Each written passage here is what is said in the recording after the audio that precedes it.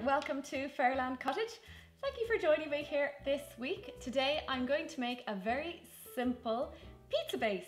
Now for anyone who loves pizza but doesn't want to buy it in the supermarket or doesn't want to make it themselves because you have to use yeast and it takes a bit of a while, this is a really simple grain-free pizza that I got the recipe from my neighbour and I absolutely loved it, so I thought I would share it with you. And it has a little Irish twist because it is made with potatoes. So without further ado, let's get right into the video. First step is get yourself a bowl, and into it you're going to add some boiled and mashed potatoes. Want to make sure that your potatoes have been salted, about half a teaspoon of salt.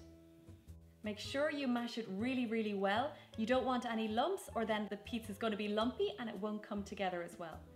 And then into that you're just going to add some buckwheat flour. Mix it all together. It will look crummy and then all of a sudden it will just come together in your hands. So you don't need any moisture in this because the potatoes give enough moisture. It should be in a nice bowl, so the next thing you can do is put it on a baking tray. Grease the baking tray down first with some coconut oil, or you can just sprinkle a bit of buckwheat flour on there. Now this is the section where you have to roll it out. You do need to put a baking sheet on top. I like to use a reusable one, and then roll the pizza out. Do your best to make it a circle, but this is not a competition. Whatever shape it comes out is nice and natural. Next thing you're going to do is pop it into a preheated oven for approximately 15 minutes. Now I would suggest that you keep an eye on it because you do not want it to burn. And when it is out of the oven, you can then put your toppings on. Any toppings you like. I'm using some red pepper and some courgette. And then a little bit of tomato sauce on the base.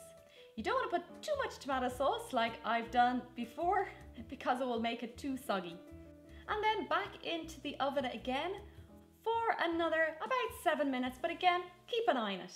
There you have it, one grain-free pizza. These are the toppings I use, but you can obviously use whatever toppings that you fancy. And the base is a nice thin base and it's lovely and crunchy. That is it for this week. Thank you for watching, and thumbs up if you enjoyed it and subscribe if you haven't. And leave any questions or comments down below. I love reading them and getting back to you. And until the next video, have a wonderful week. Bye for now.